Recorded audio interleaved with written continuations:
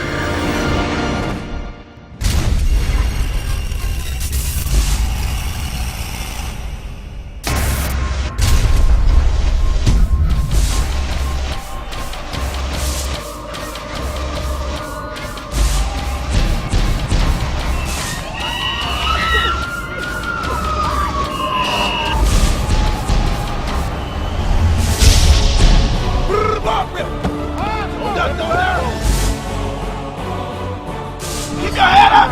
Keep your head up! Go! You gotta get back!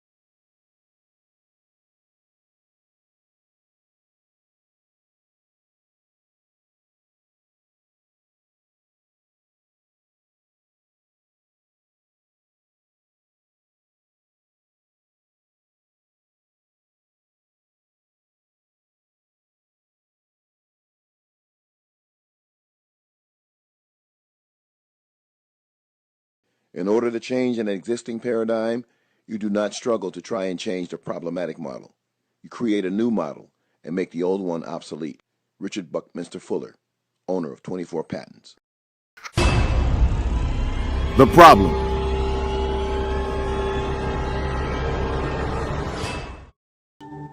According to the American Academy of Orthopedic Surgeons, by the numbers, each year there are more than 448,000 reported football-related injuries to youth under age 15, totaling more than $6.89 billion in medical, legal, and liability costs. Incredible statistic regarding football's possible effect on the brain. In a new study of more than 100 brains donated to science, all but one was found to have degenerative brain disease. And now with football season here, a troubling new report tonight. We've long heard about the link between football and head injuries, concussions.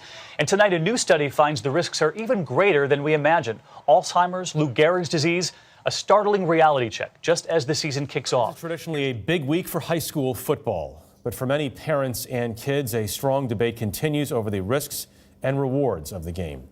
This season, 2 high school football players have died of injuries sustained on the field. Countless others have been concussed. Growing concern about the dangers of high school football. In the first 7 weeks of this season, there have been 7 deaths related to high school football. That compares to 11 all of last season. ABC's This incident, of course, the latest in a dangerous season already. 7 young players losing their lives in just 7 weeks. R.J. Reynolds High School sophomore linebacker Matt Goodfeller was seriously injured during Friday night's game. Reynolds' team doctor told WXII 12 News that Goodfeller was taken to the hospital where he was undergoing emergency brain surgery. But the top concern for parents continues to be concussion.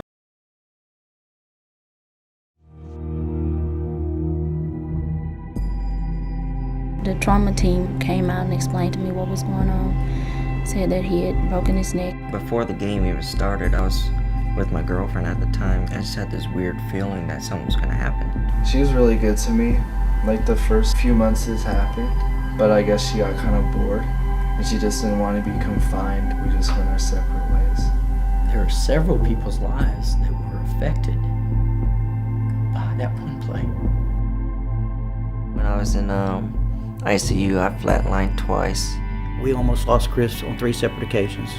I went to rehab in Dallas, and I spent 6 months in a rehab facility away from home. I had feeding tubes in my stomach that they would have to feed me through until I relearned how to swallow them. I think about the children that are paralyzed, these little boys, and I think about their parents.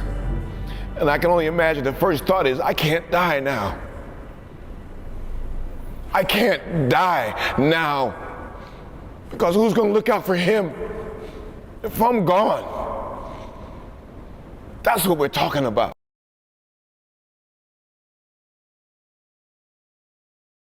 Fear factor. What scares parents most about tackle football? That my son's going to get hurt. The kid's getting injured. Is any of my 2 sons getting hurt while playing? My son getting injured. What kind of hurt? That he's going to be paralyzed. Severe injuries to the head and neck area. Getting paralyzed, broken legs, hurt necks. Concussions. An injury where he's going to be hurt badly, paralyzed. How does that happen? Tackling incorrectly. Still stopping. Go, go! Oh my gosh. Not knowing how to tackle properly. Go. There you go. Good hit. Nice, guys. Get up. You're right. Bad tackling. You should never stop running. Go.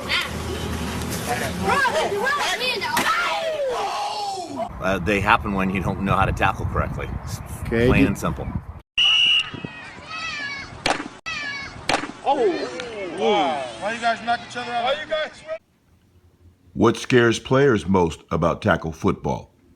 Head injuries, spinal cord injuries. How does that happen? Concussions. Concussions? How does it happen? Yes, how does that happen? Arms out, hips back, head down. Okay, so that causes your hips to go back when you reach out? Yes, coach. So what are you saying? Are there certain terms that cause you to hit with your head? What are they? Would you know them? In terms of hit with my head? What terms that coaches use in terms of practice and they tell you the instructions that might lead to helmet first contact? What are they? Biting the ball. Bite the ball? That's it. That's all I know. What about wrap them up? Wrap them up, yeah, that's a big one. So what does that mean when you wrap somebody up? You're putting your arms out and like your head down. And what causes your head to go down? Arms out. Yeah, but what is it about your arms out? What does the arms going out affect? Your hips. Ah, so if you wrap someone, reach your arms out to wrap them up, your head's going to go down because your hips go back? Yes, coach. So will you tackle like that? Coach. So what are you scared of when it comes to tackle football? Nothing. Wow. Football is not violent. Football is physical. It's only violent when you use your helmet as a weapon.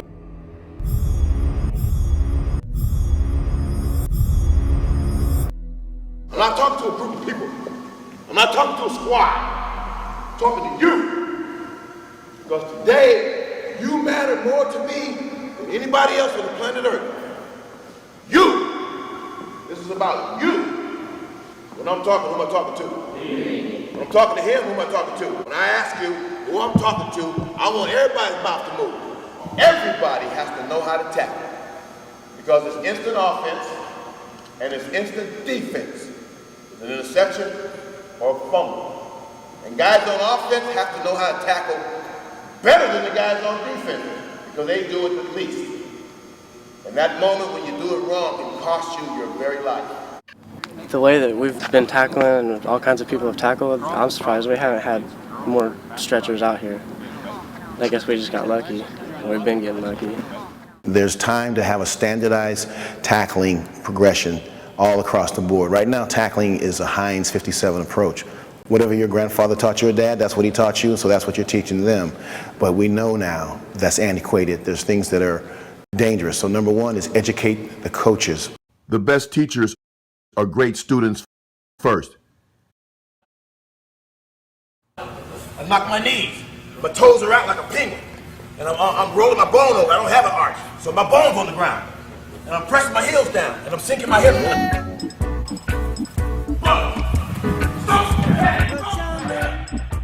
Get the only hands-on tackling safety and performance coaches clinic of its kind in the world.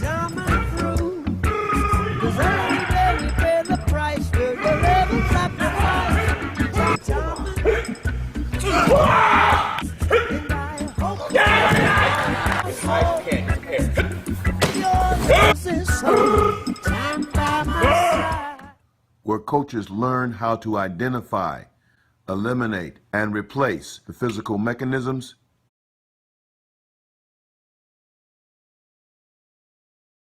tackling terminology, and techniques that lead to head-first impact and potential concussions. And this was given to me, guys. It's not something I just sat around and let me just Einstein this. No, I'm serious, man. I don't know if you guys believe in the Lord or not, but the only thing God can't do is fail. So when I asked the Lord, I said, Lord, teach me to teach them. That's where it came from, because the suffering of the little ones, the least of them, it's gone to his ears, man, and it's at our hands, at our doing in the name of a sport. Because we want to make them tough. We want to make them accountable, give them life experience. Yeah, but we can do all that, but can we do it in a safer way? Yes, we can. Can we do it a better way? Yes, we can. And it's not anybody telling you what to do. I would never tell you how to run your offense. I don't care what kind of offense, like you say. I don't care if y'all ever win a game, as long as you protect those kids. But ultimate winning is each little boy going away still loving football, whether he's going to play in high school or not. He goes away with loving that experience, loving you as a coach, and loving you. They love you, man. They do, if you treat them right. If you put them first. It's easy to change when you put them first and their well-being first. You lead with this. If you lead with your heart, that'll clear up everything. Any kind of, whatever you might have in your head that, nah, man, if you lead with this and it's a wrist injury, you'll eliminate it. You will not use it. It is that focus on safety that drew some 150 people to the LA 84 Foundation and a special youth sports conference on football head trauma. And should children even be playing tackle football? Dr. Robert Cantu is one of the foremost authorities on traumatic brain injury and has authored over 379 scientific publications and written some 32 books, including Concussions and Our Kids. He clearly understands the danger of blows to the head, especially to kids. Bobby's here, and I love what he's done with the tackling for youngsters. Technique is a huge thing. If taught properly, can avoid a lot of unnecessary head trauma. Much of it happens with poor technique. Our role, or my role as medical director at USA Football, is to hopefully promote a better, safer game. And as we've implemented the Heads Up Football Tackling program, which is fit just along with Bobby's program, which I think is awesome. More inventive things like Bobby has done, that's what we need, I believe. We just can't be doing it with live bodies. The price is too high to pay. I'm a father first, and my son was 12, and he said, "Daddy, I'm ready to play tackle football," back in 1997. And I said, "Okay, I'm going to take you up and sign you up, but I'm going to help out because I don't want you to get hurt." And the president knew my name. He was a Bruin fan, which is cool. And I said, "I'd like to help out." And he says, "You're the head coach." And now I went from one little kid that I was, scared to death for, and now I have 25. Bobby Hosea was a defensive back at UCLA in 1977 and 78. Following 3 years in the Canadian Football League, he returned to California, where he has enjoyed a successful career as an actor, appearing in more than 70 TV shows and movies. It was his role as a father, however, which led him to his most important assignment. I started doing the research. Then I started seeing all these injuries that result directly from people hitting with their head. And I just was on fire to go out and share what I knew I had been doing since '97 with the rest of the world. The research that Bobby found showed that 1 in 100,000 high school football players suffers a serious spinal cord injury. Last year, more than 1.1 million kids played high school football. It was his belief that the majority of these injuries could be avoided if the proper tackling technique was taught at the lower levels of the sport, and the time to do so was now. 85% of all football-related brain injuries on every level of football competition happen in practice. These numbers need to be a wake-up call for us, not just to hear them, but to do something about it. All you got to do is look at the offensive line, for example. If you're a guard, you're going to read the front of the defensive front. You've got to step with a certain foot. You've got to engage the opponent at a certain part of his body. You've got to hit him with a certain part of your shoulder to work up to the linebacker. That's very intricate detail, right? Where's tackling? Why doesn't tackling have that same sort of detailed approach? That's the part that everybody stays away from, but I've focused on it primarily. Number one was to keep the kids safe. I didn't want to see a baby that couldn't get up. I want to have my eyes below the face mask of the ball carrier, because the ball carrier acts first. And when I rip and shoot my arms, it's going to bring my hips forward, rock my head away, and I'm going to hit with my shoulders. We call it strike plate, shoulder tip to shoulder tip, just under your chin. So every time you go into a pile with your head down, you're really playing Russian roulette with your life, with your health, with your well-being. Every time. I learned to keep my head up and to rip and not wrap. Not to use my head in the tackle. Other kids should come to this camp because you can tackle correctly so you won't get a brain injury in football. The recent spate of stories about young football players losing their lives or being paralyzed while playing tackle football are tragic and sad, and are very stark reminders that changes, very dramatic changes, are needed. Since most traumatic brain, neck, and spinal cord injuries are the result of players initiating contact with the crown of their helmet while in the act of making a tackle, the key ingredient missing is a standard of care for teaching tackling. Standard of care is a legal term which means you have done your due diligence to minimize what is most dangerous about any activity. There are actual instructions that are inherently dangerous in the very DNA of the game since its inception, and most coaches don't even know it. The more things change, the more they stay the same.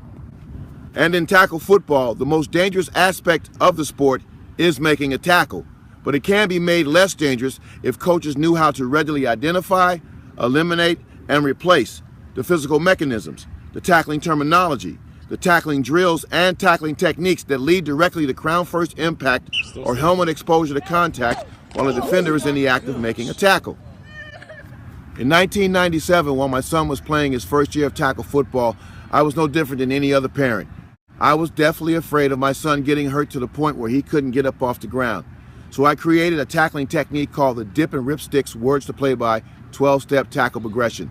It is now known as the Hosea method and trademarked as the helmet-free tackle training system. In 2011, LA84 Foundation, one of the largest funders of youth sports in California, commissioned a scientific research study to determine if the Hosea method was effective at lowering head impact while defenders were in the act of making a tackle.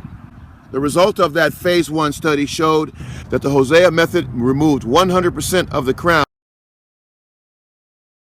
from the tackle when compared to the traditional tackling technique that registered all the impacts to the crown of the head. If you're the parent of a youth or high school tackle football player, or you're a tackle football coach, you know that concussions are a very serious matter when it comes to the game of football and pose the greatest threat to the immediate and long-term health and well-being of every football player on all levels of football competition. Did you know that there's no coach on any level of football competition that is required to know what causes a concussion, nor how to prevent it? There's no standard of care. So the people that really need that knowledge and need that training and education are the players themselves. The best protection you can give your student athlete that plays tackle football is the knowledge and training to protect themselves. Clearly, tackle football is at a crossroads, and concussion is the primary reason for that crossroads. If we don't get concussions under control, the game of football is going to go away. Here's my system of training that I think can be used as your personal standard of care for teaching tackle football. Helping me help others helps us all. We can do better. We must do better. We will do better. Thank you. And remember, our children's future is in our hands. Our future is in theirs. Thank you.